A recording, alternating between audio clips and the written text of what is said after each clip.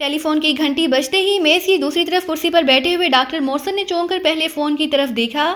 یہ interlinked phone تھا جس کی گھنٹی بج رہی تھی۔ اس کا مطلب تھا کہ لیبارٹری کے اندر سے ہی اسے کال کی جا رہی ہے۔ اس نے ہاتھ بڑھا کر ریسیور اٹھا لیا۔ یس، ڈاکٹر مورسن بول رہا ہوں، ڈاکٹر مورسن نے کہا۔ ڈاکٹر ہاکسن بول رہا ہوں، آپ ذرا مشین روم میں آ جائیے جلدی۔ دوسری طرف سے مشین روم کے انچارج ڈاکٹر ہاکسن کی آواز سنائی دی۔ کیا ہوا ہیریت؟ ڈاکٹر مورسن نے چونک کر پوچھا۔ آپ آئیں تو صحیح، میں آپ کو ایک خاص چیز دکھانا چاہتا ہوں، جلدی آئیں، ڈاکٹر ہاکسن نے کہا اور اس کے ساتھ ہی رابطہ ختم ہو گیا۔ کیا خاص چیز نظر آ گئی ہے اسے؟ ڈاکٹر مورسن نے منہ بناتے ہوئے کہا اور پھر ریسیور رکھ کر وہ اٹھا اور تیز تیز قدم اٹھاتا بیرونی دروازے کی طرف بڑھ گیا۔ تھوڑی دیر بعد وہ مشین ہال میں داخل ہوا تو اس نے ڈاکٹر ہاکسن کو آؤٹ ویو چیکنگ مشین کے سامنے کھڑے دیکھا۔ کیا ہو گیا ہے ڈاکٹر ہاکسن؟ ڈاکٹر مورسن نے قدرے جھلائے ہوئے لہجے میں کہا۔ ڈاکٹر صاحب ادھر آئیے، لاشوں کے ڈھیر، ڈاکٹر ہاکسن نے اسکرین کی طرف اشارہ کرتے ہوئے کہا اور ڈاکٹر مورسن بے اختیار چونک پڑا۔ لاشوں کے ڈھیر؟ کیا مطلب؟ ڈاکٹر مورسن نے حیرت بھرے لہجے میں کہا۔ پھر مشین کے درمیان اسکرین پر نظر آنے والے منظر پر اس کی نظریں جیسے چپک سی گئیں۔ یہ ایک پہاڑی چوٹی کے قریب ایک چھجے دار چٹان کا منظر تھا۔ یہاں واقعی ہر طرف مقامی افراد کی لاشیں ہی لاشیں بکھری نظر آ رہی تھیں۔ ایک بڑی سی ریوالونگ دوربین بھی موجود تھی۔ یہ کیا ہے؟ یہ کہاں کا منظر ہے؟ یہ لاشیں، دوربین، یہ سب کیا ہے؟ ڈاکٹر مورسن نے بری طرح گھبرائے ہوئے لہجے میں کہا۔ اس قدر لاشیں دیکھ کر اس کا دماغ سنسا ہونے لگ گیا تھا۔ میں نے ویسے ہی آؤٹ لک چیک کرنے کے لیے مشین آن کی اور پھر میں چیکنگ کرتا رہا۔ اس دوران اچانک یہ منظر سامنے نظر آ گیا۔ یہ لیبارٹری والی پہاڑیوں کا ہی منظر ہے، ڈاکٹر ہاکسن نے کہا۔ Oh very bad, really very bad. یہ کون لوگ ہو سکتے ہیں اور کیوں لاشوں میں بدل گئے ہیں؟ کس نے مارا ہے انہیں؟ یہ تو قتل عام ہے۔ ڈاکٹر مورسن کی حالت واقعی خراب ہو رہی تھی۔ اس دوربین کو دیکھ کر میرا آئیڈیا ہے کہ سرکاری آدمیوں کی لاشیں ہیں، وہ شاید جہاں چیکنگ پر تعینات تھے، پھر ان سب کو کسی پراسرار طریقے سے ہلاک کر دیا گیا، اور جس طرح یہ قتل عام ہوا ہے اس سے مجھے یقین ہے کہ یہ قتل عام انہی پاکستانی ایجنٹوں نے ہی کیا ہوگا۔ پہلے بن فاسو اور اس کے ساتھیوں کا سیکیورٹی ونگ میں ان لوگوں نے قتل عام کیا تھا، ڈاکٹر ہاکسن نے اندازہ لگاتے ہوئے کہا۔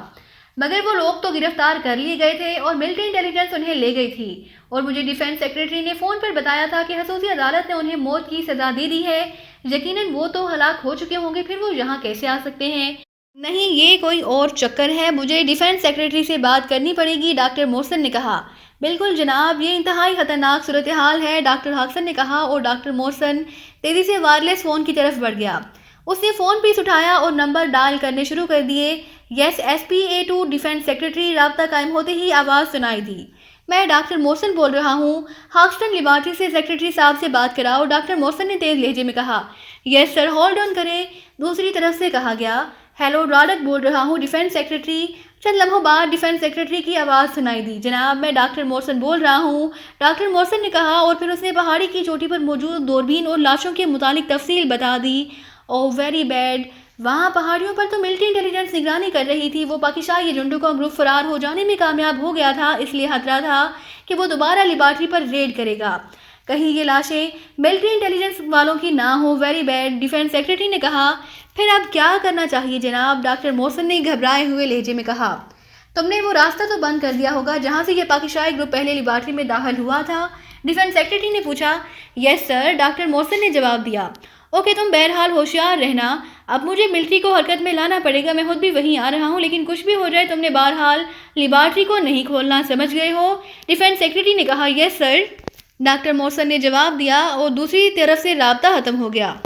ڈاکٹر مورسن نے فون آف کیا اور اسے وہیں میز پر رکھ دیا۔ یہ تو انتہائی خطرناک گروپ ہے، کاش اس وقت ہم ہمت کر لیتے تو جیسے ہی یہ بے ہوش ہوئے تھے ان کا خاتمہ کر دیتے، ڈاکٹر مورسن نے ہونٹ چباتے ہوئے کہا، لیکن اس کی بات کا ہاکسن نے کوئی جواب نہ دیا، وہ خاموش کھڑا رہا۔ یہ لوگ دوبارہ لیبارٹری کی دیوار اڑانے کی کوشش کریں گے، تم پوری طرح ہوشیار رہو ڈاکٹر ہاکسن، ڈاکٹر مورسن نے چند لمحے خاموش رہنے کے بعد کہا، اور ڈاکٹر ہاکسن نے سر ہلا دیا۔ فکر نہ کریں، اب وہ بچ کر نہ جا سکیں گے، ڈاکٹر ہاکسن نے جواب دیا۔ میں دفتر جا رہا ہوں، اگر کوئی خاص بات ہو تو مجھے بلا لینا، ڈاکٹر مورسن نے کہا۔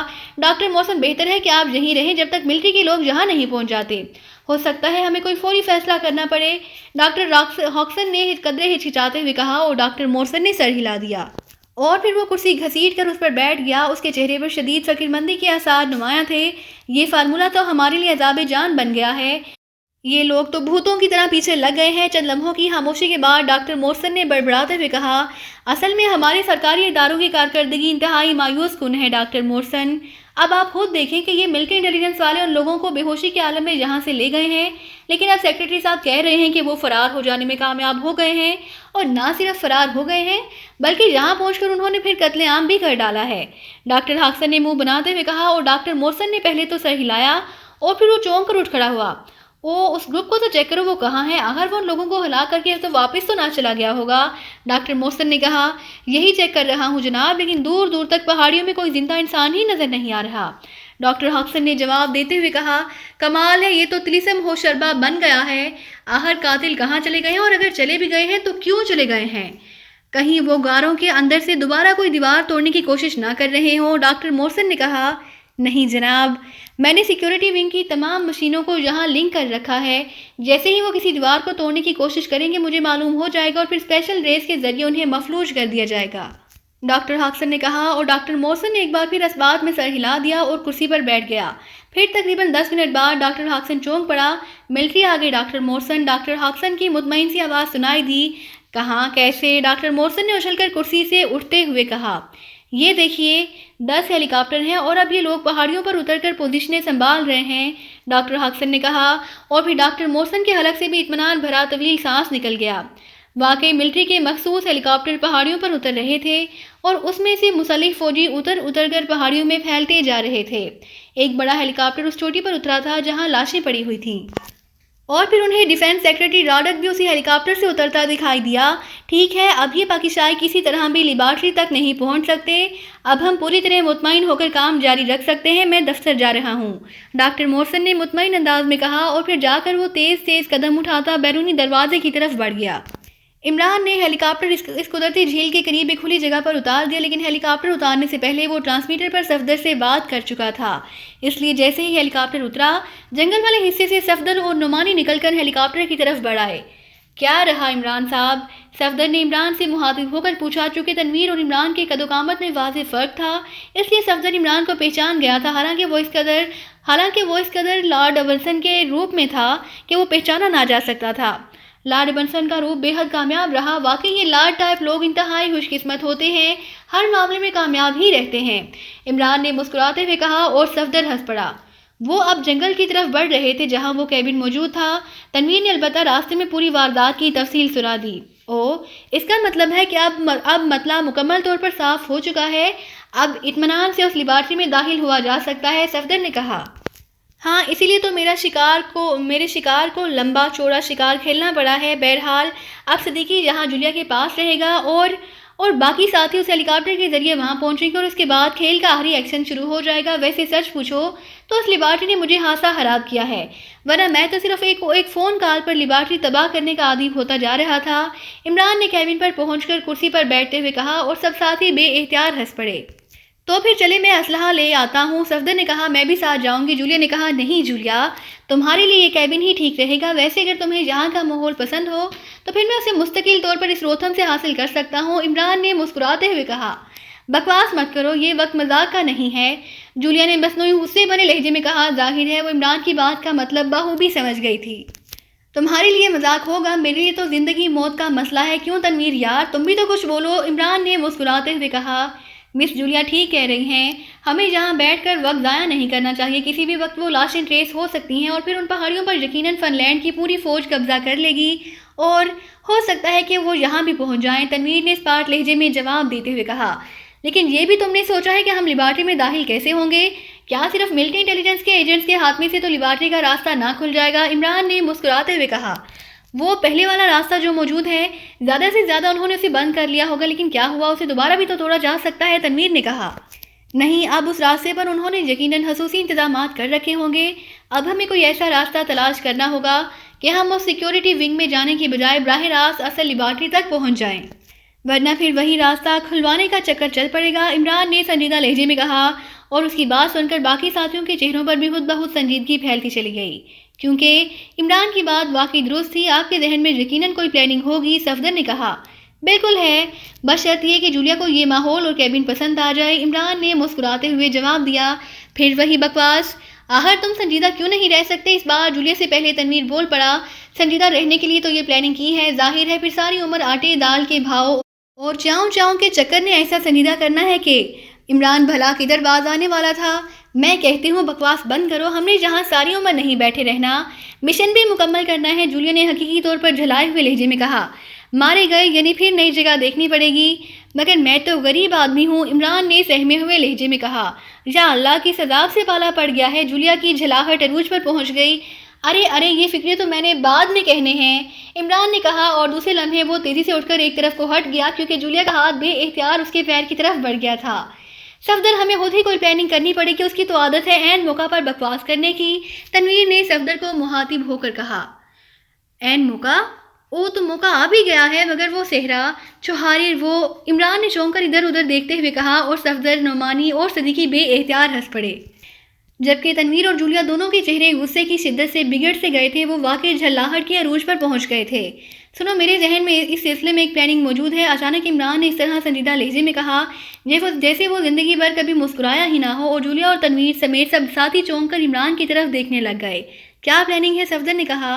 میں نے وہاں سیکیورٹی ونگ میں لیبارٹری کا مخصوص فون نمبر اور ٹرانسمیٹر فریکوینسی دونوں چیک کر لی تھی، اس لیے وہاں جانے سے پہلے اگر اس ڈاکٹر مورسن کو فون پر یہ بتایا جائے کہ خطرے کے پیش نظر یہ فیصلہ کیا گیا ہے کہ ملٹری انٹیلیجنس کا کرنل ہنری اپنے چند ساتھیوں سمیت لیبارٹری کے اندر حفاظت کے لیے رہے گا، تو مجھے یقین ہے کہ وہ ملٹری انٹیلیجنس کے چیف کے عہدے کے پیش نظر راستہ کھول دے گا، عمران نے کہا۔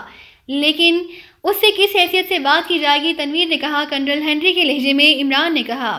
لیکن وہ کرنل ہنری تو بتا رہا تھا کہ اسے منع کیا گیا ہے کہ لیبارٹری سے رابطہ قائم نہ کیا جائے، ظاہر ہے اس ڈاکٹر مورسن کو بھی لازماً ایسی ہی ہدایات دی گئی ہوں گی، تنویر نے کہا۔ ہدایات حالات کے مطابق تبدیل بھی ہو سکتی ہیں، عمران نے جواب دیتے ہوئے کہا۔ آپ اس سے پرائم منسٹر کے لہجے میں بات کر لیں، پھر وہ انکار نہ کر سکے گا، صفدر نے کہا۔ نہیں، اتنے بڑے عہدے کو استعمال کرنے سے وہ چونک پڑے گا، ہو سکتا ہے وہ تصدیق کرنے پر تل جائے۔ کرنل ہنری والا عہدہ ٹھیک رہے گا، میں اسے ڈیل کر لوں گا، عمران نے کہا۔ پھر اس نے میز پر رکھا ہوا وائرلیس فون پیس اٹھایا اور تیزی سے نمبر پریس کرنے شروع کر دیے۔ یس۔ چند لمحوں بعد ایک مخصوص آواز سنائی دی۔ Chief of military intelligence colonel Henry بول رہا ہوں، ڈاکٹر مورسن سے بات کرائیں، عمران نے کرنل ہنری کے لہجے میں بات کرتے ہوئے کہا۔ یس، ڈاکٹر مورسن بول رہا ہوں، اس بار دوسری طرف سے کہا گیا۔ ڈاکٹر مورسن، میری سروس کے ایجنٹوں نے پہاڑیوں پر پکٹنگ کر رکھی ہے، وہ پاکستانی ایجنٹ فرار ہو چکے ہیں، وہ یقیناً یہیں آئیں گے، اور لیبارٹری کی مکمل حفاظت کے لیے میں نے فیصلہ کیا ہے کہ میں خود اپنے چند خاص ساتھیوں سمیت لیبارٹری کے اندر رہوں، عمران نے کہا۔ مجھے اس طرح آواز بدل کر بے وقوف بنانے کی ضرورت نہیں پاکستانی ایجنٹ صاحب، مجھے معلوم ہے کہ تم نے پہاڑیوں پر ملٹری انٹیلیجنس کے ایجنٹوں کا قتل عام کیا ہے، اور ابھی ڈیفنس سیکرٹری راڈک نے مجھے بتایا ہے کہ ان لاشوں میں کرنل ہنری کی لاش بھی موجود ہے، اور اب ملٹری کے سینکڑوں مسلح جوانوں نے ان پہاڑیوں کو گھیر رکھا ہے، اس لیے تم مجھے بے وقوف بنا کر لیبارٹری کا راستہ کھلوانا چاہتے ہو، لیکن یہ سن لو کہ تم یا تمہارے ساتھی لیبارٹری کے اندر قیامت تک داخل نہ ہو سکیں گے، دوسری طرف سے ڈاکٹر مورسن نے چیختے ہوئے انداز میں کہا، اور اس کے ساتھ ہی رابطہ ختم ہو گیا، اور عمران نے ہونٹ چباتے ہوئے فون آف کر دیا۔ اس کے چہرے بھی ڈاکٹر مورسن کی بات سن کر لٹک گئے تھے۔ ویری بیڈ، تو میرا خدشہ درست ثابت ہوا، انہوں نے نہ صرف لاشیں چیک کر لی بلکہ وہاں ملٹری بھی پہنچ گئی، تنویر نے کہا۔ ہاں، ویسے مجھے اس قدر جلد ان لاشوں کی دریافت کا اندازہ نہ تھا، یقیناً انہیں لیبارٹری کے اندر سے چیک کیا گیا ہوگا، اور ڈاکٹر مورسن نے پھر اس ڈیفنس سیکرٹری سے بات کی ہوگی، نتیجہ یہ ہوا کہ وہ ملٹری لے کر وہاں پہنچ گیا۔ بہرحال اس فون کال سے ہم بال بچ گئے ہیں، عمران نے انتہائی سنجیدہ لہجے میں کہا۔ ڈاکٹر مورسن ایک سائنسدان ہے، اس لیے اس نے سب کچھ بتا دیا، ورنہ وہ اگر ذرا بھی چالاکی سے کام لیتا تو ہم واقعی اس بار بے موت مارے جاتے، صفدر نے کہا، اور عمران نے سر ہلا دیا۔ یہ لیبارٹری تو واقعی مصیبت بن گئی ہے، جولیا نے ہونٹ چباتے ہوئے کہا۔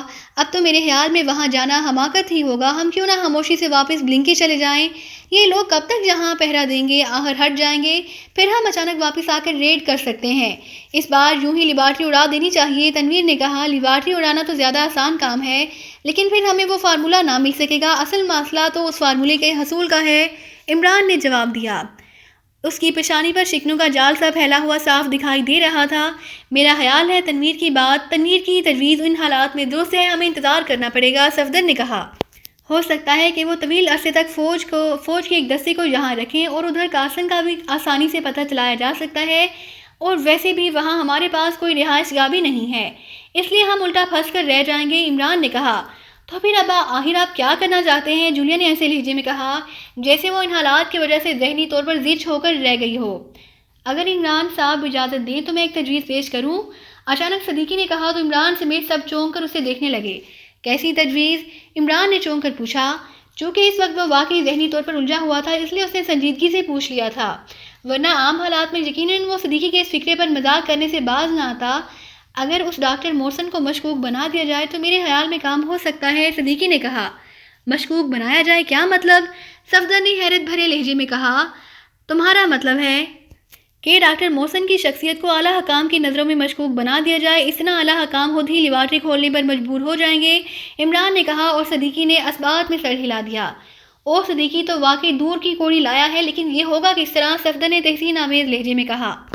ایک نظر اس ڈاکٹر مورسن کو ہم سب نے دیکھا ہوا ہے، اس کا قد و قامت صفدر صاحب کی طرح کا ہے۔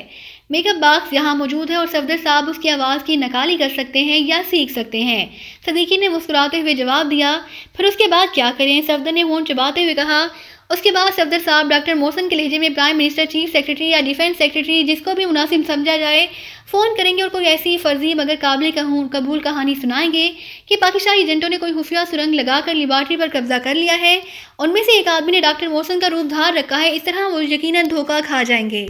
صدیقی نے کہا، تمہاری تجویز واقعی بہت اچھی ہے، لیکن موجودہ حالات میں قابل عمل نہیں، کیونکہ انہوں نے سب سے پہلے صفدر کو، جس نے ڈاکٹر مورسن کا روپ دھار رکھا ہوگا، گرفتار کر لیں گے اور پہلے اس کی چھان پھٹک ہوگی۔ اب ہم میں سے کسی کو بھی اس ڈاکٹر مورسن کے کوائف کا علم نہیں کہ وہ کون ہے، اس کے بیوی بچے، ماں باپ، بہن بھائی کون ہیں، اس نے کہاں سے تعلیم حاصل کی ہے، عمران نے کہا، اور صدیقی نے اس بار اسبات میں سر ہلا دیا۔